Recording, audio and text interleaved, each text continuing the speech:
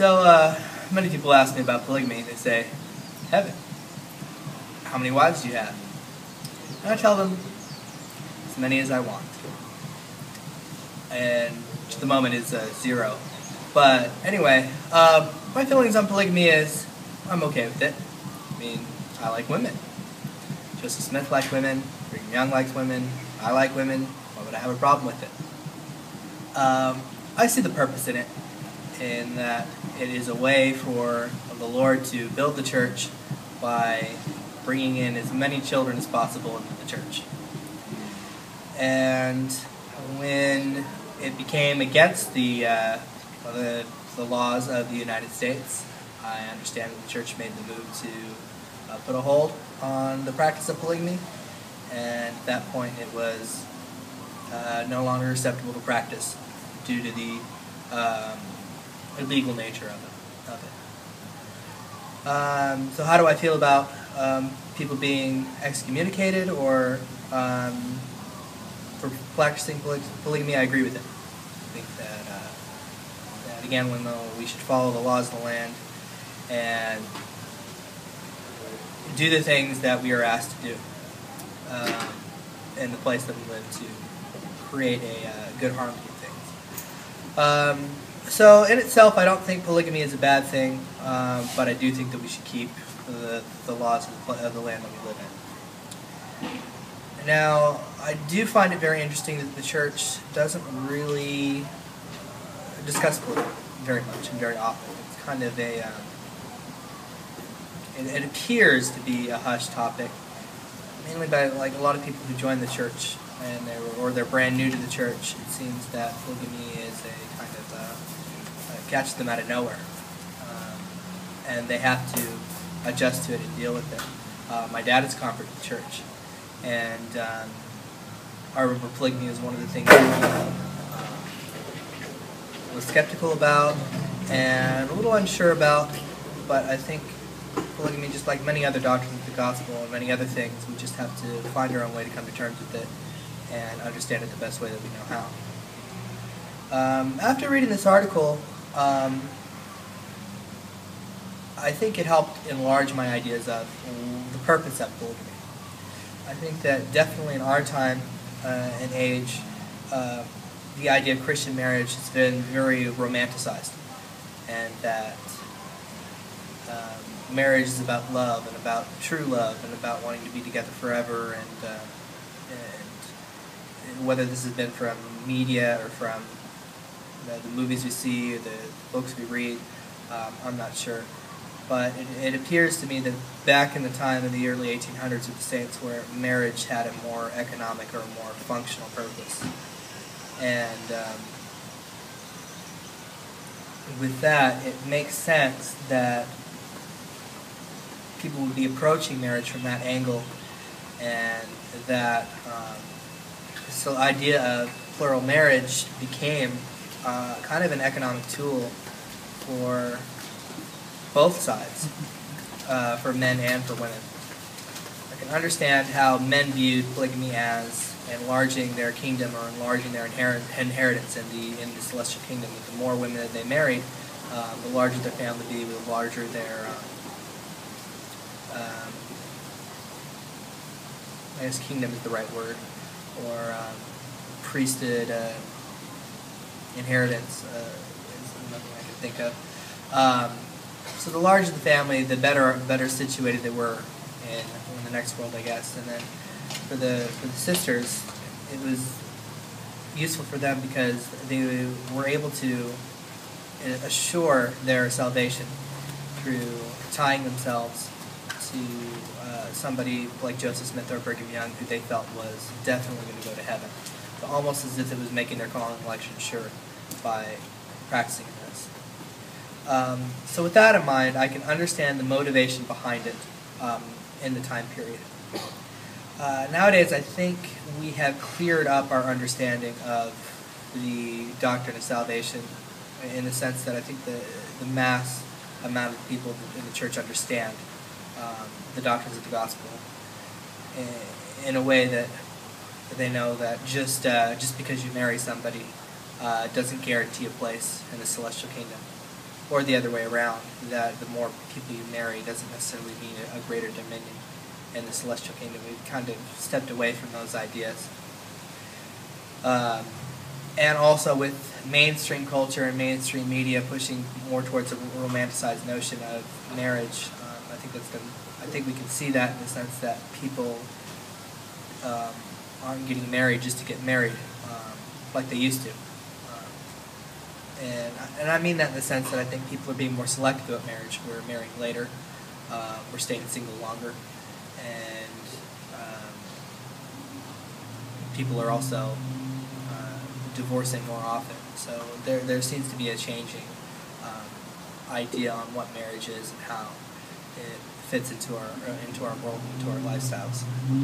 So in that regard, I don't see polygamy making a large comeback in the church, say the issues of marriage were to change and let's say polygamy was going to be legal. Or maybe if polygamy was legal in another country that the church entered into, I don't see our stances on that changing. Just because there's no longer those two incentives. A woman is no longer has an incentive to be sealed to a man, thinking that will assure salvation, or that she in turn will bring salvation to others by connecting this link. And the focus on the church seems to be on our individual families and those. And so even if things were changed, polygamy make a comeback, I don't know, let's say it did become legal, I could probably see some people in the church wanting to practice in it. A very, very, very small percentage. Would I have a problem with it? No, as long as they're consenting. So essentially, I think that I know different people have different views on polygamy and how they feel about it. Some are okay with it, some are really not okay with it. One thing I do know is that in the celestial kingdom, we will be happy and we will be content with however it works out. And so, with that in mind, I think it is what it is, and it'll either our understanding of polygamy will be opened up as time goes on, or polygamy will have its place as a doctrine that was used at a specific time to help grow the church in a specific way. Okay, so for the second, I believe, video, I interviewed my friend Evan Glenn about his ideas on polygamy. He was a perfect person to talk to because before I had started on my video, I had a discussion with him about our class on polygamy, and he asked to read the article that we read. And so I figured since he read it already, I would talk to him about his opinions on it, because he would be a little bit more informed about the issue than maybe other students who hadn't done that kind of research. I asked him 3 basic questions. The first one was, what are your original ideas on polygamy? How did this article affect your views on it? And do you think polygamy will make a comeback?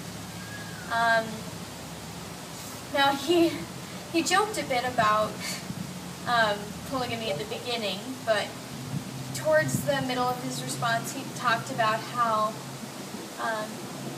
polygamy, where it may have been practiced at one point, was no longer practiced because of the manifesto, and members of the church were actually excommunicated for their practice of polygamy because it was against the law.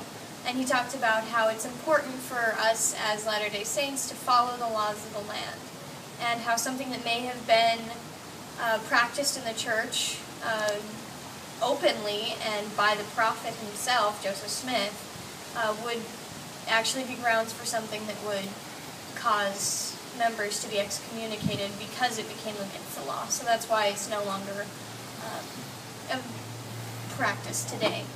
He then continued to talk about how the article changed his ideas on why polygamy was practiced at all. I think it did the same thing for me. Polygamy is not really discussed in great detail in the church, or at least not in casual conversation. So I didn't have really any idea about why polygamy was practiced. So reading the article, both of us found that we came to understand why it was practiced more. First of all, for two main reasons. It was kind of an economic practice rather than what we would view marriage as today, as two people who were deeply in love and wanted to spend eternity together. It was, it economically benefited both men and women. Men on the part where they were benefited by growing their family, and thus their kingdom in heaven later would be greater and have more glory. Women would have the option to choose to marry a man who would ensure their salvation. Their level of salvation would only go so far as the men that they were sealed to, which is why everybody believed that being sealed to the prophet Joseph Smith would do more for their salvation than they could do for themselves. It is said that he was saved. Jesus Christ was the only man who did more for salvation than Jesus Christ. So I think that it served as an economic purpose for both men and women. And Evan continued on to talk about the ideas of marriage in modern day practices. It's much different the way that marriage is viewed now and the purposes of it. Whereas we as a church today believe that your marriage doesn't necessarily, who you're married to or how many people you're married to doesn't necessarily ensure your salvation. That comes through repentance and the atonement and working to be a better person yourself. So in that light, I think I would agree with Evan that polygamy, if it were to become legal and if the church were to condone it, I don't know that it would necessarily be doctrinally as substantial as it used to be, just because of our different ideas on how salvation is achieved, and the fact that in the temple, instead of sealing to one man outside of our family, say, for example Joseph Smith, we seal ourselves to our ancestors and through our family line. That's where sealings take place. We have a greater family through that. So in general, I think for me, learning about polygamy and the reasons why it was practiced, when it was practiced, has definitely opened up my mind to the concept and how it is still valid. These sealings aren't invalid anymore today, of polygamous marriages and unions.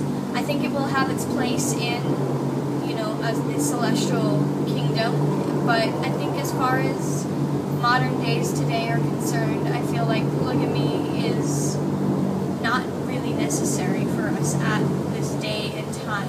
Whether our ideas about it will change later as as it is revealed to us in the Spirit, is really not for anybody to know. We don't know.